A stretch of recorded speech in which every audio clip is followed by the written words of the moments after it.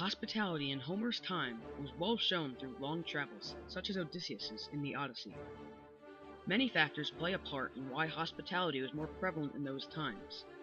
Traveling during Homer's time was much more extensive and took a longer time.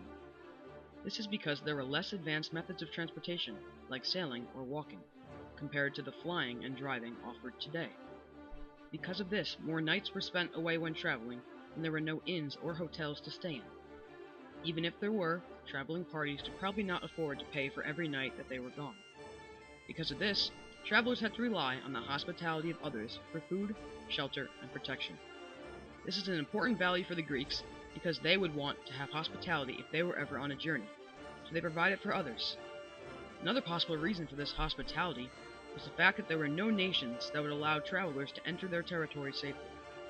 Without such hospitality, strangers could be captured or even killed for entering a foreign land. Another possible explanation for the amount of hospitality shown is that the Greeks believed the gods wanted them to show hospitality to anyone who showed up at their homes. It is also believed that turning away someone and not providing them this hospitality would result in some form of punishment from the gods.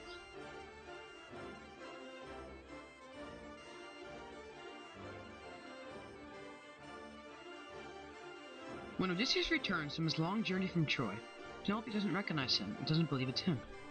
She tests him to make sure he is true. She then follows her values and offers hospitality to Odysseus. Make up his bed for him, Euryclea. Place it outside my bedchamber my lord built with his own hands.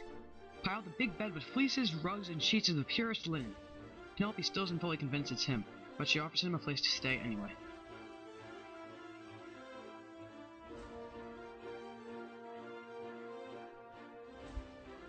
Loyalty and obligation was a very important attribute during the Odyssey.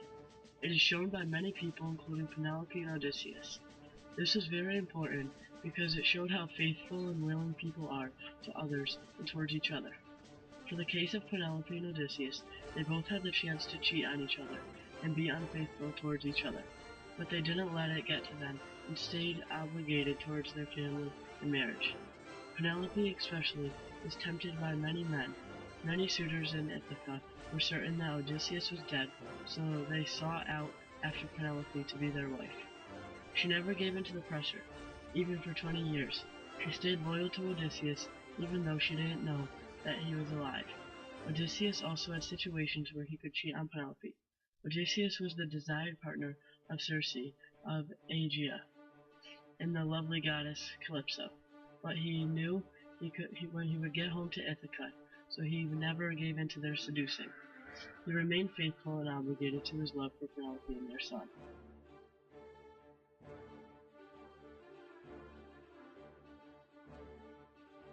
On the island of Phaeacia, the ruler, Alcinous, asked Odysseus to tell of his travels. He told him about all the times that he was detained by the lovely goddesses, and how he never gave in even though it was tempting.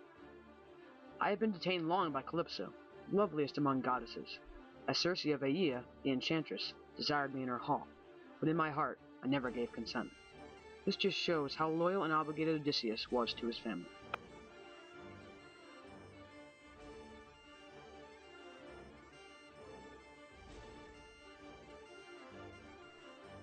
Self-worth and self-sufficiency are traits that come out in Odysseus when he comes to realize the standards of his culture.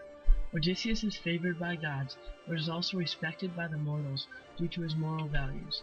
Regardless, Odysseus has moments when he lies, cheats, and steals in a way you would not expect a hero to, but he does it to keep people safe and secure. He values people and values life, so he will do what it takes to accomplish something. Odysseus also shows strong perseverance when he never gives up, even through many obstacles he had to fight through. He never broke down when he has no idea what to do. His perseverance isn't only by his physical strength, but by his intelligence and internal strength. Odysseus also has strong moral values when it comes down to self-control and self-worth. Even though the beautiful sirens attempt to draw him off course, he warns his men of the seductive ways and attaches himself to the ship so his other men won't have to. He then shows resourcefulness by plugging his crew's ears with wax. He also shows self-control when he holds back and doesn't kill Polyphemus, the Cyclops. He values his life more and doesn't want anyone to go against his values in extreme ways. His self-control and self-sufficiency keeps his crew safe in a way and get them home safely.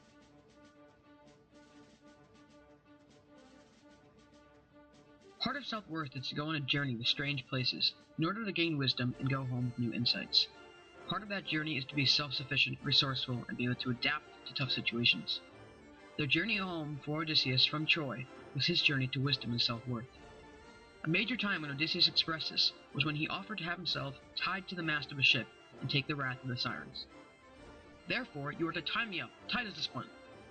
I carried the wax along the line and laid it thick on their ears.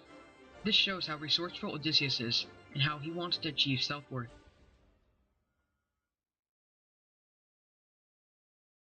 To most people, the concept of dying with dignity is a foreign one, and even those who are familiar with the idea generally give it little thought throughout their day-to-day lives. All Greeks, and really all people, strive to be respected by their peers. Some, however, don't achieve it due to poor choices during their life. That's not the case for Odysseus, though. In the Odyssey, Odysseus had dignity all throughout his journey, from the start of the war until the day he died. He lived in a way that his community regarded as worthy of respect. He was the hero of the Trojan War who helped mastermind the plan of the Trojan horse, and he was still the hero when he returned home to Ithaca after a 20-year absence. And even in the middle of it all, on his treacherous journey home, with the Cyclops, the gods, the sirens, and all the other obstacles to deal with, he still did things that earned and acquired honor and respect from his peers. He is a true hero and will die with dignity.